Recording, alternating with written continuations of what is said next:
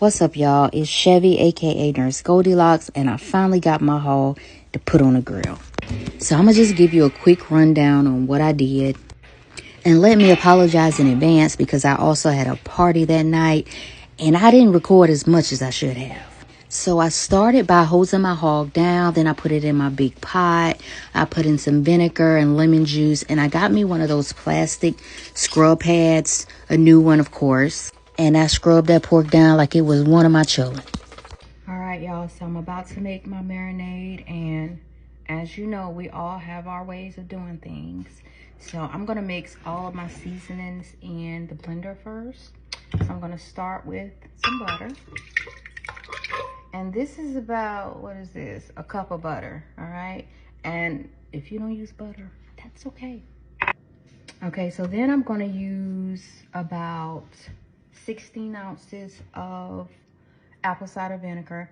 And I'm making enough to inject the hog and to have some left over in a spray bottle, all right? So that's gonna be about half of this bottle. And then equal parts of apple juice. And I'm an eyeball kind of measure, y'all. Do yours as you may. I eyeball things. And I ain't have no issues yet, all right? I'm gonna start on my season. I wanted to have a bite, but not a big bite, you feel me? So I'm gonna put a tad, not too much, because I don't want it to be spicy. Tad bit of cayenne pepper. I'm choosing to use this adobo. It has like salt, garlic, black pepper, paprika, oregano, all of the things. I'm gonna use half of this because I'm gonna save some to season the hog as well. And I keep saying hog because, you know, this is gonna go on YouTube. When people search how to cook things, they're not gonna type in a pig, but technically it's a pig because it weighs less than 120 pounds and mine is only 40 pounds. So a little pig, a little Wilbur. All right, black pepper, some salt. Oh, Lord, that's a lot of salt. Nah, it really ain't even enough. You know it's not gonna be too salty because there's more salt that's going on there. And I know y'all think this is gonna explode with that vinegar, but it's not. Okay, I was a little low-key nervous that it was gonna explode and come shooting up out the blender, but everything was all right. I did end up having way more sauce than I needed, but again, this is my first time. Lots of trial and error. So that's a good mixture. And I'm gonna pour most of this into a spray bottle, well, some of this into a spray bottle, and then I'm gonna inject a lot of it in the hog. So let's get busy. All right, so as you can see, it's a pretty good size 40 pounder. It already came slid. I had to cut it open just to spread it to the end on each side and press it down and kind of flatten it out some. All right, so now we're gonna start injecting it. And I wanna be careful not to, you know, break through the skin. Probably need to get y'all better angles on. All right, y'all, so I'm just getting my inject on, trying to make sure that it's evenly seasoned. And y'all, I know this isn't the best view, but I promise you, when we get outside, it's gonna get better. But I'm working with limited resources as far as camera goes. All right, so I got this dry rub, and it's brown sugar because I want like a little bit of heat with a little bit of sweet. So I already shot it up, and I like a lot of seasoning. So if you ain't seasoned, you ain't seasoned. And remember, this is not a lot of seasoning. This is a lot of meat, y'all. And I noticed some people, they don't. And yes, I'm putting my salt on after. And this looks like a lot of salt, y'all, but it's really not. It's really not.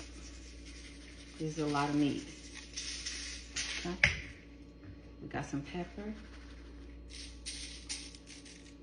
And the thing about black pepper, it don't really make things like super hot like that cayenne pepper. So we're gonna go in with the pepper. We're gonna do all of the seasonings that were in the marinade is what I'm putting back up in here.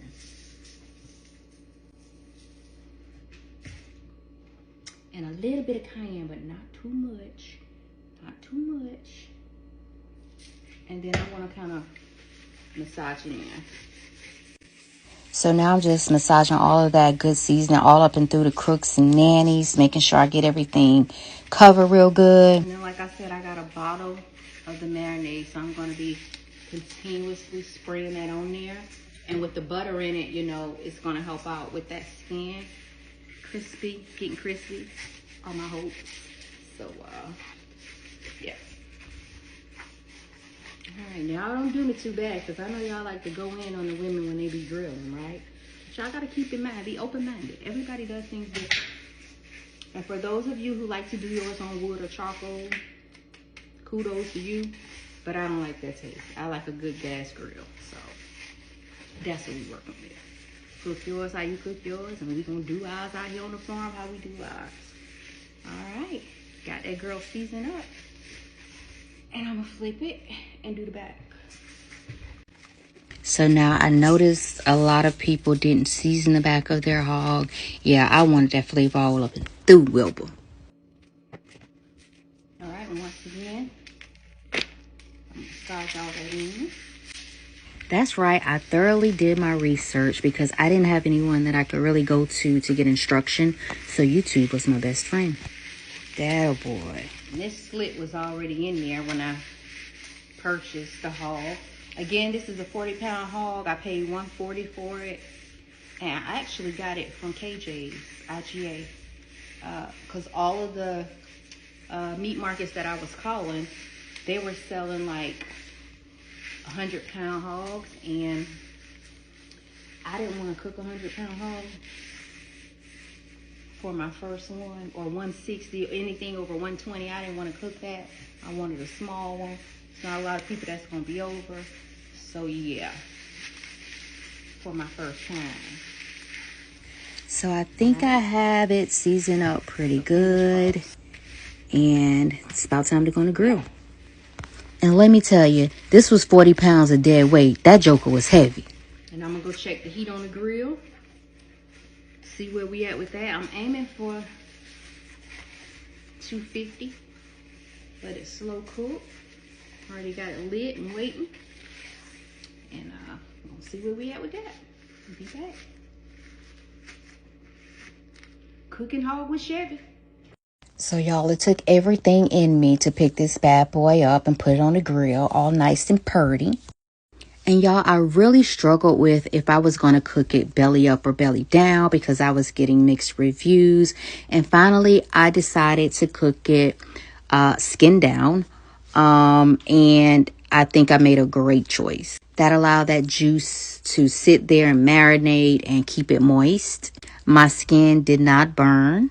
So I made sure I didn't keep opening it, losing my heat. I checked it about every 2 hours. The moment we've all been waiting for.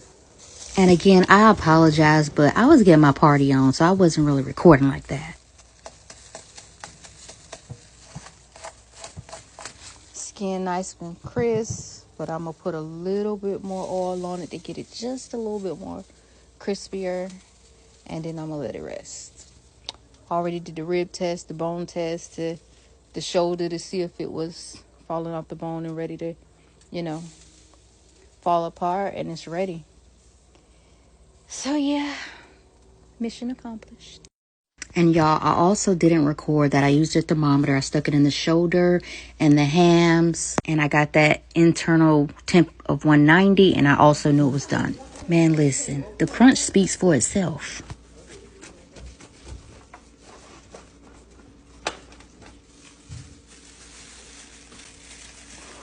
That bad boy was so tender, y'all. This is when it was like fresh off the grill. Yeah, fresh off the grill. Everybody was trying to get a bag of skin, y'all. Everybody. All right, so it's been 7 hours. Finally done.